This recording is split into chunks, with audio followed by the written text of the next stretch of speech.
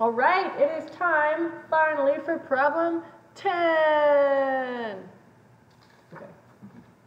All right, number 10 says, the same football in number 7 is kicked from the ground instead.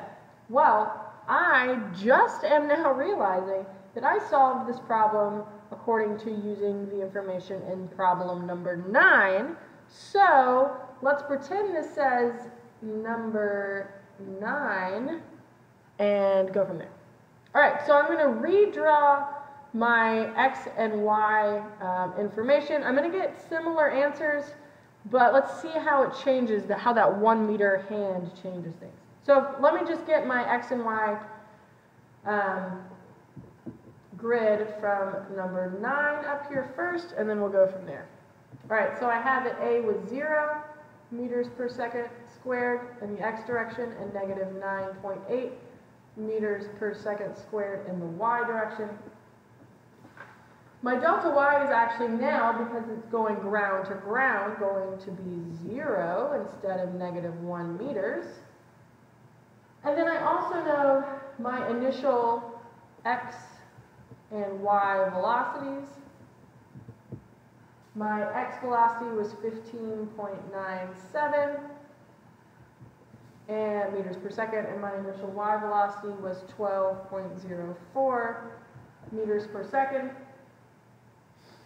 And I want to figure out the maximum height. So to figure out the maximum height, I have several options. I know some key things about the maximum height. I know that at the maximum height, let me write this down, at max height, VF equals 0 in the Y direction. So I can use that. But I also know, and this is what I'm going to use here actually, that the T, the time at max height, is half of the total time. So my approach here actually is that I'm going to solve for total time and then use half of that. So I'm going to use this second sort of key here to solve the problem. So let's figure out my time using delta Y equals VIT plus 1/2 AT squared. My delta Y is 0 as opposed to what it was in number 9. Should be number 7, but we're going with number 9. Then my Y velocity is 12.04, 1/2 negative 9.8 T squared. All right, so when I solve that, I get a T value of 2.45 seconds. Now, again, I need to figure out half of the time if I want to know half of my symmetric parabola. I want to know the halfway point. So T divided by 2, or the midpoint in time, is going to be 1.225 seconds. Okay?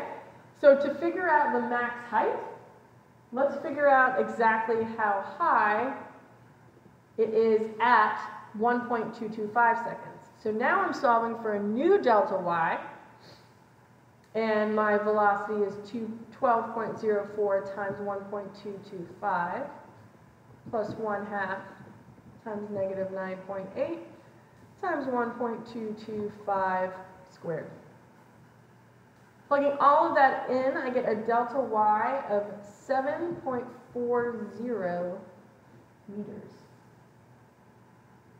Okay? That's my max height. I've actually already found part B. I found that in part A. That was the full time was 2.45 seconds. Part C, how far away does it hit the ground? Well, let's use my delta X equation to figure that out.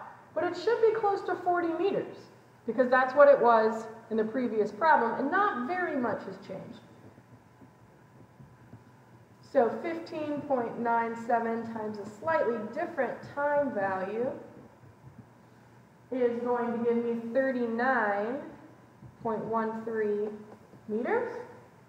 And the velocity vector at maximum height. At maximum height, I know, like I said up here, that VFY equals 0. That means that the only component I have to worry about is the x component. So velocity is Vx at that point, which is 15.97 meters per second horizontal. And now we are done with all 10 review problems. If you have questions, comments, concerns, please let me know. I apologize that I mistook number 10 to say number 9 instead of number 7, but this problem setup would be the same, just slightly different numbers. Okay? Let me know if you have questions. Otherwise, I will see you all in class on Monday.